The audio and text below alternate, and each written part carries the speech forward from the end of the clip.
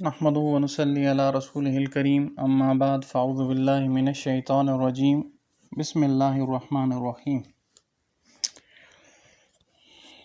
انا ارسلناك بالحق بشيرا ونذيرا ولا تسأل عن اصحاب الجحيم صدق اللہ العظیم۔ ایک آیت ہے، سبق تھوڑا سا لمبا ہے اور پیچیدہ بھی ہے، حساس بھی ہے، اس لیے اسی ایک آیت پر اکتفا کریں گے۔ نبی علیہ السلام کے والدین، چونکہ وہ ایک موضوع ہی شان نزول یہ ہے اس آیت کا کہ آقا علیہ کس حالت میں ان کا انتقال ہوا۔ یہ اختلاف ایک چیز اس میں یہ بھی ہے کہ امام قرطبی رحمۃ اللہ علیہ، حضرت دہلوی رحمۃ اللہ علیہ، امام سیوطی رحمۃ اللہ علیہ، یہ ہمارے لیے اگرچہ بزرگ ہیں، اس میں کوئی شک نہیں ہے، لیکن ان کی بات نبی صلی اللہ علیہ وسلم کی بات سے آگے نہیں ہے۔ امام ابو حنیفہ رحمۃ اللہ علیہ جو ائمہ ہیں، ہمارے 4 امام ہیں، امام ابو حنیفہ رحمۃ اللہ علیہ جیسے وقت کے امام ہو کر کیا فرمانے، جو تابعی ہیں، جنہوں نے صحابہ کو دیکھا، صحابہ سے احادیث نقل کی ہیں، وہ فرما رہے ہیں میری کوئی بھی بات قرآن اور حدیث کے ساتھ اگر ٹکرا جائے تو تم اس کو رد کر دو، یعنی بالکل اپنے آپ کو بے حیثیت کر دیا۔ تو اس وقت اگرچہ ہمارے لیے محترم ہیں، ہمارے بڑے ہیں اور کابرین ہیں، لیکن بات جب حدیث کے ساتھ ٹکراتی ہو تو پھر اس کے لیے بڑے چھوٹے کو نہیں دیکھا جاتا، پھر سب سے بڑی بات نبی علیہ السلام کی ذات اقدس کی بات ہے۔ کچھ لوگوں کا یہ بھی ہے، اس میں اختلاف والی بھی بات ہے کہ کچھ لوگوں کا یہ بھی ہے کہ وہ کہتے ہیں نبی علیہ السلام کے والدین کو دوبارہ زندہ کیا گیا اور پھر انہوں نے نبی علیہ السلام پر ایمان لایا، جو ہے وہ مسلمان ہوئے۔ تو جو ہے وہ اس بارے میں تو زیادہ تر علماء کا جو ہے وہ خاموشی ہی ہے، لیکن یہاں مقصود جو ہے وہ مختصر یہ ہے کہ اپنے ٹاپک پہ آتے ہیں۔ کیا ہے ٹاپک اس کا؟ کہ نبی علیہ السلام کے والدین کے حوالے سے صحیح مسلم کی حدیث ہے، حدیث نمبر بھی میں آپ کو بتا دوں گا اور انشاءاللہ آپ دیکھ لیجئے گا۔ ایک سیکنڈ، یہ دیکھ لیں، یہ نبی علیہ السلام کی حدیث کے حوالے سے اوپر حدیث نمبر بھی لکھی ہوئی ہے، نیچے عربی میں ہے اور اس سے نیچے اس کی اردو ترجمہ۔ ہم وقت کو مختصر کرتے ہوئے اردو ترجمے کی طرف جائیں گے تاکہ شان نزول اس کی طرف جو ہے وہ مکمل ہو جائے کہ آقا علیہ السلام کے پاس جو ہے وہ 2 لڑکے آئے اور انہیں اپنی والدہ کے متعلق کیا سوال کیا، اور اس کے بعد پھر دوسری حدیث کی طرف آ جاتے ہیں۔ دوسری حدیث صحیح مسلم کی ہے، صحیح مسلم کی 203 نمبر حدیث ہے، صحیح مسلم کی 203 نمبر حدیث، اس کو بھی دیکھ لیں۔ اس میں کیا فرماتے ہیں؟ صحیح مسلم کی 203 نمبر حدیث، جس میں آپ صلی اللہ علیہ وآلہ وسلم سے کسی کے سوال پر فرمایا کہ میرا باپ اور تیرا باپ آگ میں ہیں، اس کا جواب بھی وہاں ہے، لیکن یاد رہے کہ آپ صلی اللہ علیہ وآلہ وسلم کے ماں باپ کے زندہ ہونے کی روایت کتب ستہ کے اندر موجود نہیں ہے۔ اچھا، یہ ستہ کی جو کتابیں ہیں، ان میں جو اس ٹاپک سے متعلق جو چیزیں ہیں، جو احادیث ہیں، وہ بالکل بھی موجود نہیں ہیں، ٹھیک ہے؟ اور کچھ احادیث ہیں اور ایسی احادیث ہیں جو حد سے زیادہ ہیں، لیکن ان کی روایات جو ہے وہ انتہائی، ان کی اسناد بہت زیادہ کمزور ہیں۔ بہرحال مختصر یہ کہ آخری بات یہ، میں اس ایک واقعے کے اوپر، اس قصے کے اوپر اس چیز کو ختم کروں گا۔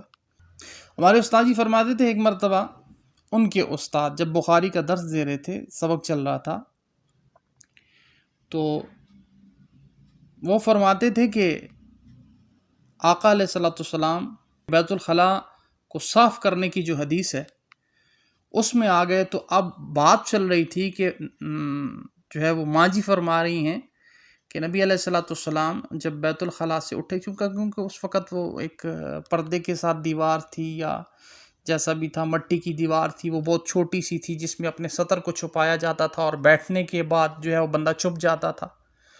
یا اگر کھڑے بھی ہوتے تھے تو واش روموں کے اندر، مسجد میں جو واش روم بنے ہوتے ہیں اس میں ہم کھڑے ہوتے ہیں تو اس کے اندر ہمارا جو ہے وہ سینہ اور اوپر شولڈر اور جو ہے وہ سر باہر نظر آ رہا ہوتا ہے دوسرے آدمی کو.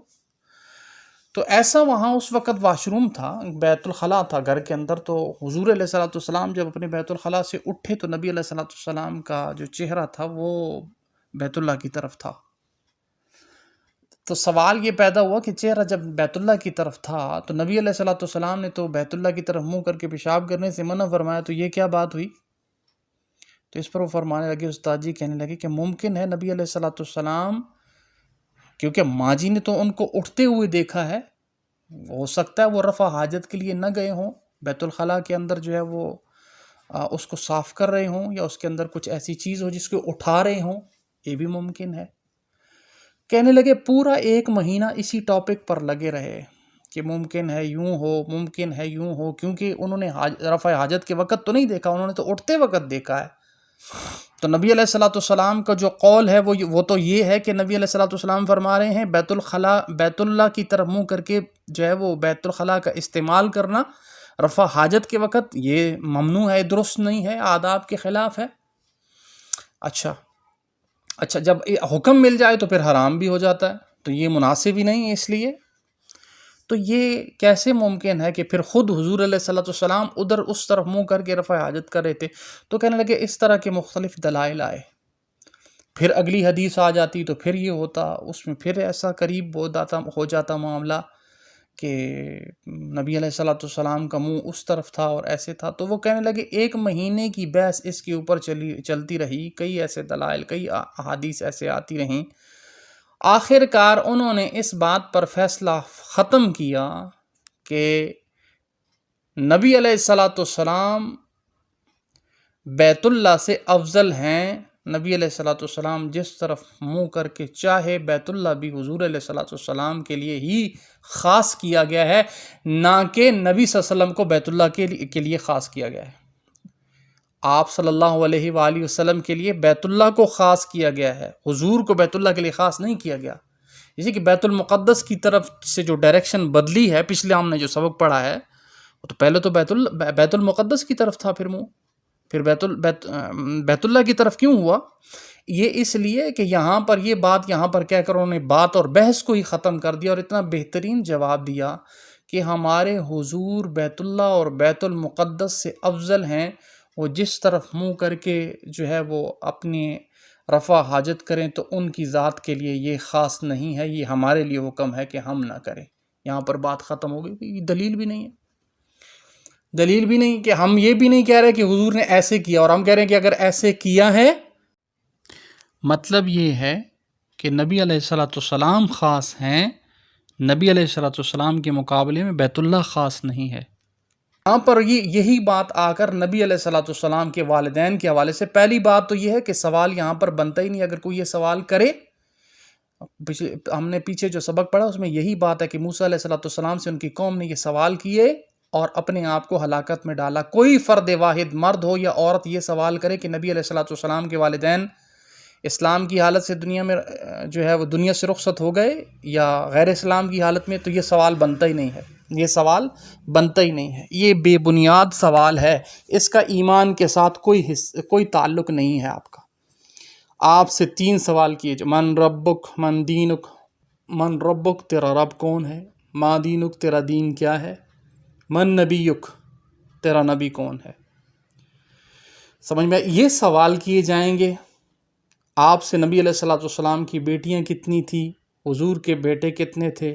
ایک دفعہ میں جماعت میں نکلا تو ایک ساتھی نے مجھے پوچھا موسیٰ علیہ الصلوۃ والسلام کی والدہ کا نام کیا ہے؟ تو ان کے بارے میں کچھ نہیں جانتے ہیں. وہ نبی علیہ الصلوۃ والسلام 1400 سال پہلے، اور پھر پیچھے جا کر مزید ہسٹری دیکھی جائے تو ان کے والدین کو، تو یہ بڑا حساس معاملہ ہے. اس لیے یہاں پر خاموشی اختیار کی جائے اور ایسا سوال نہ کیا جائے. ہاں، پوری یوٹیوب بھری پڑی ہے، اور اس احادیث کے حوالے سے، احادیث کے حوالے سے میں نے نہیں دیکھا کہ کسی نے نبی علیہ الصلوۃ والسلام کی حدیث کو ترجیح دی ہو. انہوں نے ادب کو آگے رکھا ہوا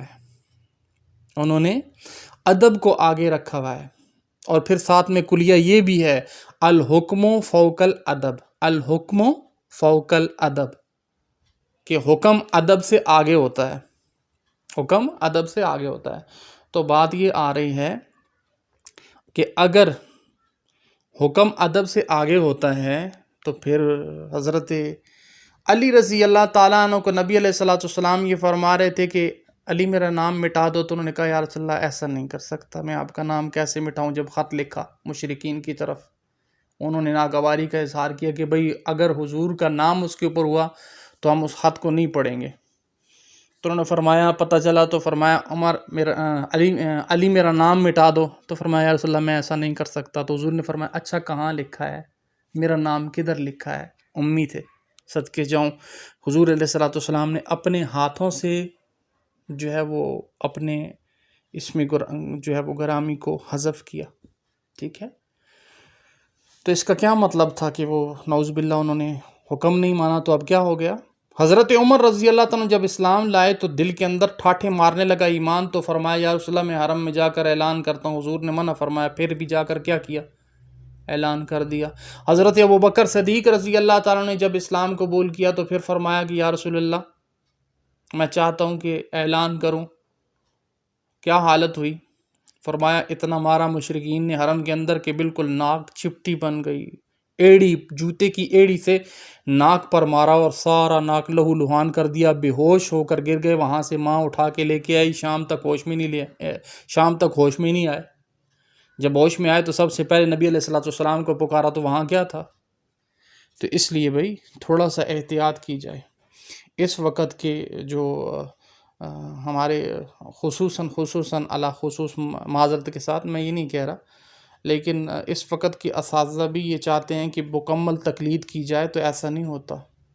دلائل امام ابو حنیفہ رحمۃ اللہ علیہ کے شاگرد ان کے ساتھ دلائل کے ساتھ آمنے سامنے آ جاتے تھے اور کہتے تھے کہ جی، اور اب دلائل کے ساتھ اگر کوئی آمنے سامنے آ جائے تو کہتے ہیں یہ گستاخ ہے، ہمیں بتا رہا ہے. بھائی نہیں، دین میرے نبی کا ہے، آپ کی ذات کا نہیں ہے. اس لیے امام قرطبی رحمۃ اللہ علیہ، امام سیوطی رحمۃ اللہ علیہ اور حضرت دہلوی رحمۃ اللہ علیہ ہمارے لیے جو ہے وہ ہمارے بڑے ہیں، ہمارے بزرگ ہیں، لیکن ان کی تقلید ہمارا ایمان کا حصہ نہیں ہے. ان کی تقلید ہمارے ایمان کا حصہ نہیں ہے. ہم دیکھیں گے ہمارے نبی صلی اللہ علیہ وآلہ وسلم کے کیا ارشادات ہیں، ہم ان کو دیکھیں گے. تو نبی علیہ الصلوۃ والسلام کے ارشاد کیا ہے وہ دونوں دلیل کے ساتھ ابھی ملاحظہ کیجیے، پھر اس کے بعد انشاءاللہ اس آیت کی طرف آتے ہیں. اچھا، اب آیت کی طرف آتے ہیں کہ اللہ پاک کیا فرمائے، اِنَّا أَرْسَلْنَاكَ بِالْحَقِّ بَشِيرًا وَنَذِيرًا وَلَا تُسْأَلُ عَنْ أَصْحَابِ الْجَحِيمِ. بے شک ہم نے آپ کو حق کے ساتھ خوشخبریاں سنانے والا اور ڈرانے والا بھیجا ہے. اے نبی جی، آپ سے ان لوگوں کے بارے میں نہیں پوچھا جائے گا، ان لوگوں کے بارے میں آپ سے کوئی سوال نہیں کیا جائے گا جو جہنمی ہیں. آپ اپنے آپ کو اتنی مشقت اور تکلیف میں نہ ڈالیں. اس آیت کا شان نزول کیا ہے؟ فرمایا نبی علیہ الصلوۃ والسلام نے 3 مرتبہ یہ الفاظ فرمائے کہ کاش میں اپنے ماں باپ کا حال جان لیتا، کاش میں اپنے ماں باپ کا حال جان لیتا کہ ان کے ساتھ کیا بیتی. اس وقت یہ آیت نازل ہوئی، اور پھر جب یہ آیت نازل ہوئی تو پھر آخری دم تک آپ صلی اللہ علیہ وآلہ وسلم نے اپنے والدین کا ذکر نہ فرمایا. سمجھ میں آئی؟ تو اس لیے معاملہ انتہائی حساس ہے، اور حساس معاملوں کے اندر خاموشی اختیار کی جاتی ہے. اور پہلی بات ہے، امت کا یہ سوال بنتا ہی نہیں ہے. امت کا یہ سوال بنتا ہی نہیں. امت کا سوال یہ بنتا ہے نوافل کا کون سا وقت ہے، فرائض کا کون سا وقت ہے، فرائض کو کیسے ادا کیا جائے، قضا کی کیسے ادا ہو، واجبات کو کس وقت تک ادا کیا جا سکتا ہے، اس کی قضا ہوتی ہے نہیں ہوتی ہے. یہ امت کے مسائل ہیں. امت کے مسائل نہیں ہیں کہ حضور علیہ الصلوۃ والسلام کا شجرہ نسب کیا ہے، شجرہ نسب کیا ہے، اور پھر نبی علیہ الصلوۃ والسلام کی والدہ کا نام کیا ہے، اور نبی علیہ الصلوۃ والسلام کی والدہ کس حال میں انتقال کر گئی. ہمیں اپنے والدین کی فکر کرنی چاہیے. یہاں پر بات ہمارا ٹاپک ختم ہو گیا. امام قرطبی رحمۃ اللہ علیہ، امام سیوطی رحمۃ اللہ علیہ، حضرت دہلوی رحمۃ اللہ علیہ اگرچہ ہمارے لیے بہت بڑے بزرگ ہیں، لیکن نبی صلی اللہ علیہ وسلم سے بڑھ کر نہیں ہیں. حضور کی بات ان کی بات کے ساتھ ٹکراتی ہے، ہم حضور کی بات کو لیں گے، ان کی بات کو رد کر دیں گے.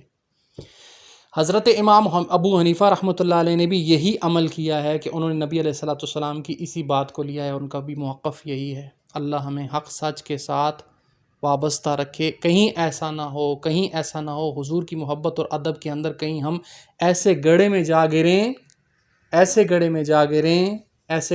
گریں کہ کل قیامت والے دن وہاں سے کوئی بھی نہ نکال سکے۔ عیسیٰ علیہ الصلوۃ والسلام کے چاہنے والوں نے ایسا ہی کیا تھا کہ اتنا آگے کر دیا تھا کہ عیسیٰ علیہ الصلوۃ والسلام کے حوالے سے یہ بات بھی اب برداشت نہیں ہوتی تھی کہ وہ انسان ہے۔ سمجھ میں آئی؟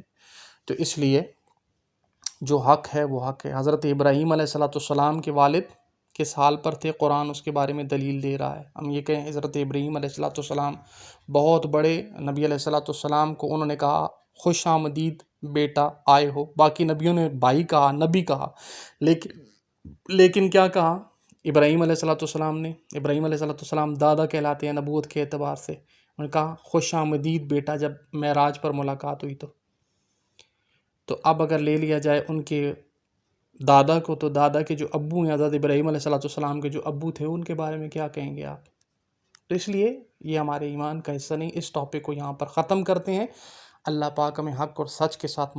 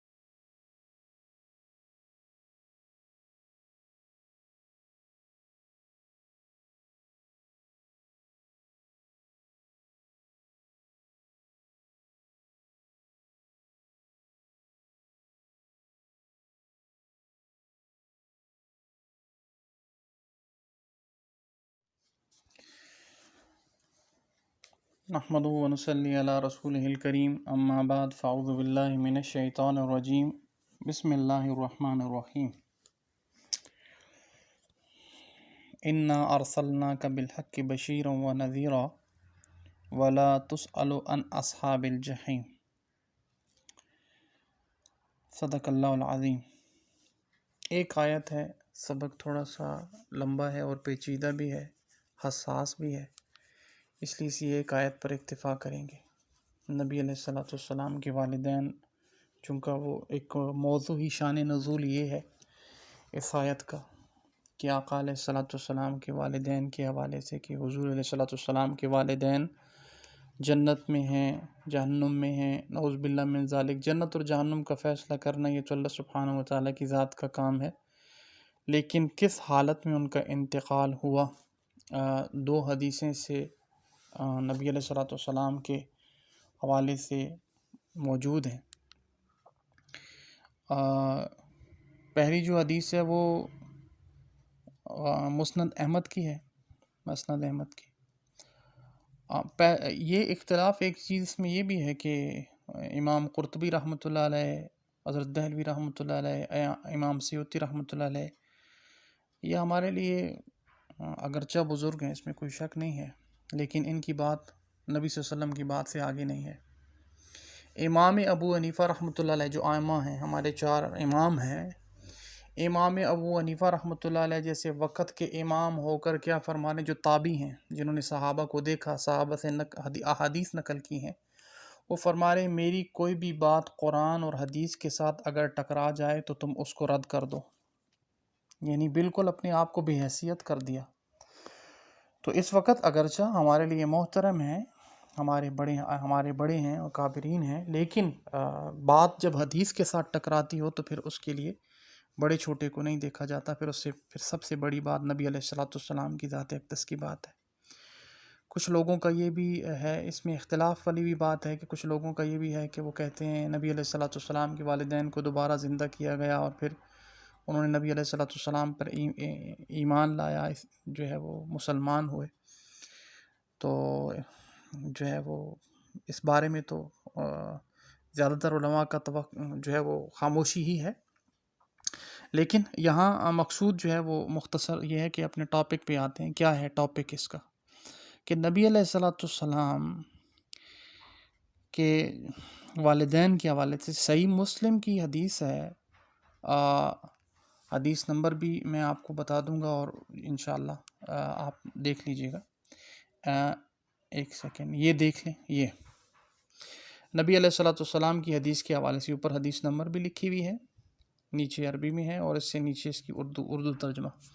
ہم وقت کو مختصر کرتے ہوئے اردو ترجمے کی طرف جائیں گے تاکہ یہ شان نزول اس کی طرف جو ہے وہ مکمل ہو جائے کہ آقا علیہ الصلوۃ والسلام کے پاس جو ہے وہ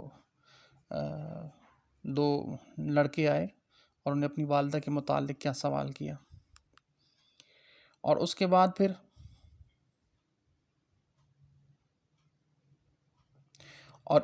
پھر دوسری حدیث کی طرف آ جاتے ہیں۔ دوسری حدیث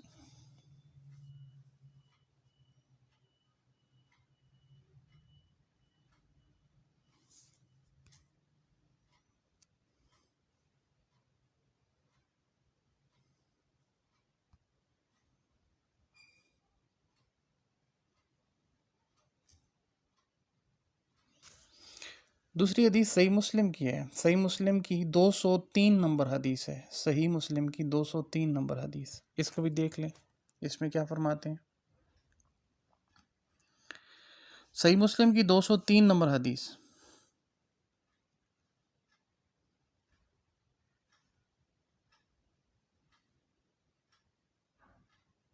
جس میں آپ صلی اللہ علیہ وآلہ وسلم سے کسی کے سوال پر فرمایا کہ میرا باپ اور تیرا باپ آگ میں ہیں، اس کا جواب بھی وہاں ہے، لیکن یاد رہے کہ آپ صلی اللہ علیہ وآلہ وسلم کے ماں باپ کے زندہ ہونے کی روایت کتب ستہ کے اندر موجود نہیں ہے۔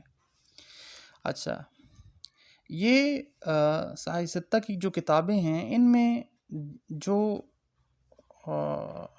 اس ٹاپک سے متعلق جو چیزیں ہیں، جو احادیث ہیں، وہ بالکل بھی موجود نہیں ہیں، ٹھیک ہے، اور کچھ احادیث ہیں اور ایسی احادیث ہیں جو حد سے زیادہ ہیں، لیکن ان کی روایات جو ہے وہ انتہائی، ان کی اسناد بہت زیادہ کمزور ہیں۔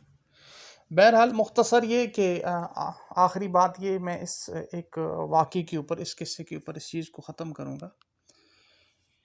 نبی علیہ الصلوۃ والسلام کے حوالے سے نبی صلی اللہ علیہ وآلہ وسلم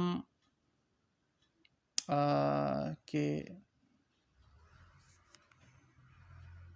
ہمارے استاد جی فرماتے تھے ایک مرتبہ ان کے استاد جب بخاری کا درس دے رہے تھے، سبق چل رہا تھا، تو وہ فرماتے تھے کہ آقا علیہ الصلوۃ والسلام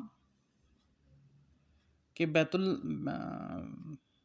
نبی علیہ الصلوۃ والسلام کے بیت الخلاء کو صاف کرنے کی جو حدیث ہے اس میں آ گئے، تو اب بات چل رہی تھی کہ جو ہے وہ ماں جی فرما رہی ہیں کہ نبی علیہ الصلوۃ والسلام جب بیت الخلاء سے اٹھے، کیونکہ اس وقت وہ ایک پردے کے ساتھ دیوار تھی یا جیسا بھی تھا، مٹی کی دیوار تھی، وہ بہت چھوٹی سی تھی جس میں اپنے سطر کو چھپایا جاتا تھا، اور بیٹھنے کے بعد جو ہے وہ بندہ چھپ جاتا تھا، یا اگر کھڑے بھی ہوتے تھے تو واش روموں کے اندر، مسجد میں جو واش روم بنے ہوتے ہیں اس میں ہم کھڑے ہوتے ہیں تو اس کے اندر ہمارا جو ہے وہ سینہ اور اوپر شولڈر اور جو ہے وہ سر باہر نظر آ رہا ہوتا ہے دوسرے آدمی کو. تو ایسا وہاں اس وقت واش روم تھا، بیت الخلاء تھا گھر کے اندر. تو حضور علیہ الصلوۃ والسلام جب اپنے بیت الخلاء سے اٹھے تو نبی علیہ الصلوۃ والسلام کا جو چہرہ تھا وہ بیت اللہ کی طرف تھا. تو سوال یہ پیدا ہوا کہ چہرہ جب بیت اللہ کی طرف تھا تو نبی علیہ الصلوۃ والسلام نے تو بیت اللہ کی طرف منہ کر کے پیشاب کرنے سے منع فرمایا، تو یہ کیا بات ہوئی؟ تو اس پر وہ فرمانے لگے، استاد جی کہنے لگے کہ ممکن ہے نبی علیہ الصلوۃ والسلام، کیونکہ ماں جی نے تو ان کو اٹھتے ہوئے دیکھا ہے، ہو سکتا ہے وہ رفع حاجت کے لیے نہ گئے ہوں، بیت الخلاء کے اندر جو ہے وہ اس کو صاف کر رہے ہوں، یا اس کے اندر کچھ ایسی چیز ہو جس کو اٹھا رہے ہوں، یہ بھی ممکن ہے. کہنے لگے پورا 1 مہینہ اسی ٹاپک پر لگے رہے کہ ممکن ہے یوں ہو، ممکن ہے یوں ہو، کیونکہ انہوں نے رفع حاجت کے وقت تو نہیں دیکھا، انہوں نے تو اٹھتے وقت دیکھا ہے.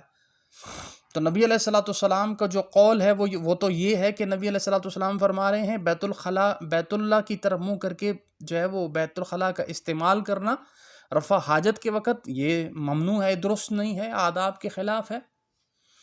اچھا جب حکم مل جائے تو پھر حرام بھی ہو جاتا ہے، تو یہ مناسب ہی نہیں ہے. اس لیے تو یہ کیسے ممکن ہے کہ پھر خود حضور علیہ الصلوۃ والسلام ادھر اس طرف منہ کر کے رفع حاجت کر رہے تھے؟ تو کہنے لگے اس طرح کے مختلف دلائل آئے.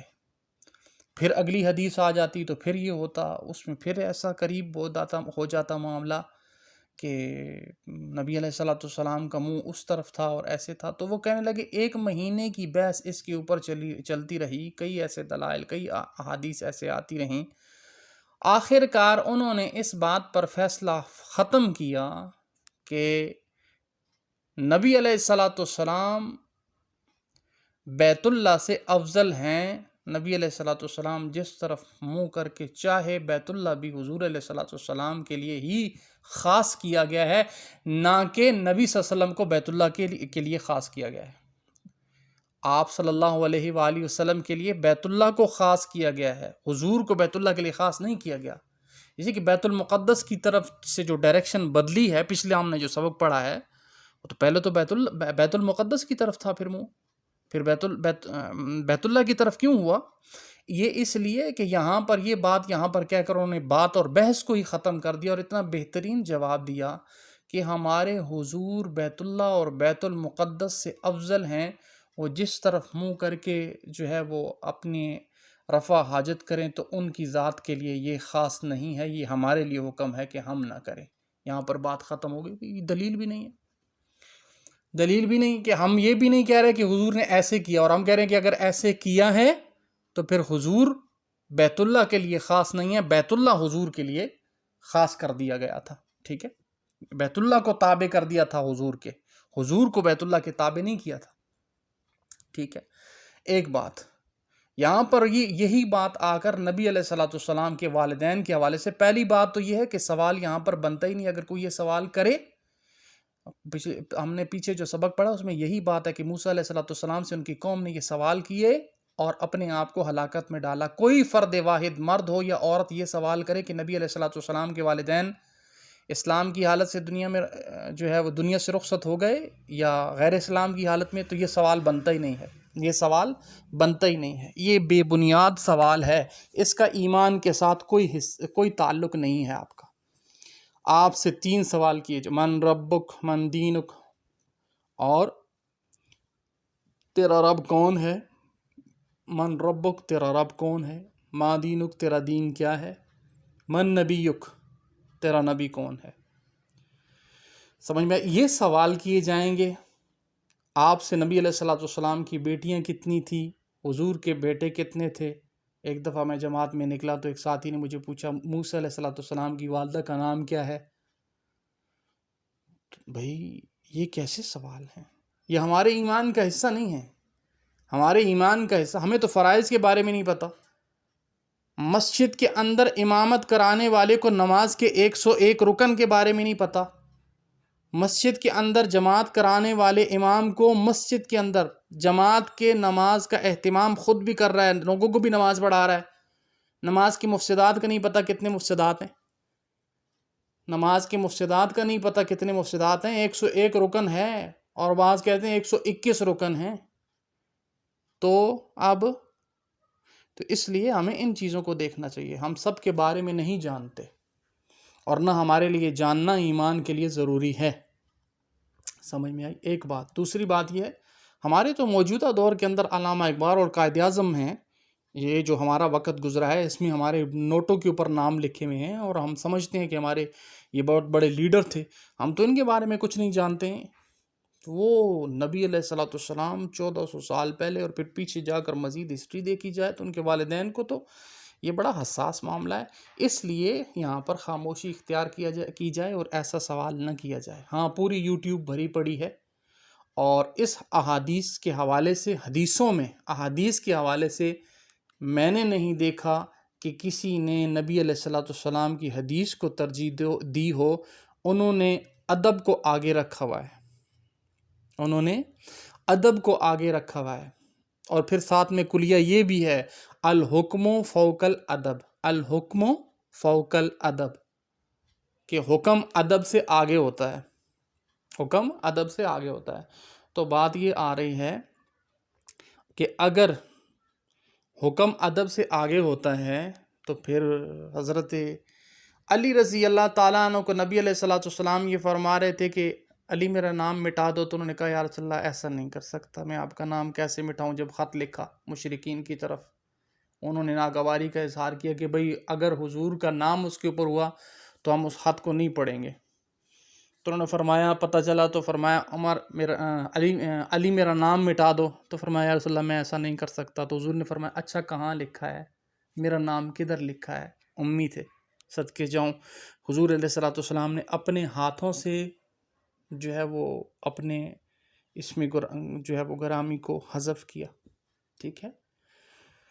تو اس کا کیا مطلب تھا کہ وہ نعوذ باللہ انہوں نے حکم نہیں مانا، تو اب کیا ہو گیا؟ حضرت عمر رضی اللہ تعالیٰ جب اسلام لائے تو دل کے اندر ٹھاٹھے مارنے لگا ایمان، تو فرمایا یا رسول اللہ میں حرم میں جا کر اعلان کرتا ہوں۔ حضور نے منع فرمایا، پھر بھی جا کر کیا کیا؟ اعلان کر دیا۔ حضرت ابوبکر صدیق رضی اللہ تعالیٰ نے جب اسلام قبول کیا تو پھر فرمایا کہ یا رسول اللہ میں چاہتا ہوں کہ اعلان کروں۔ کیا حالت ہوئی؟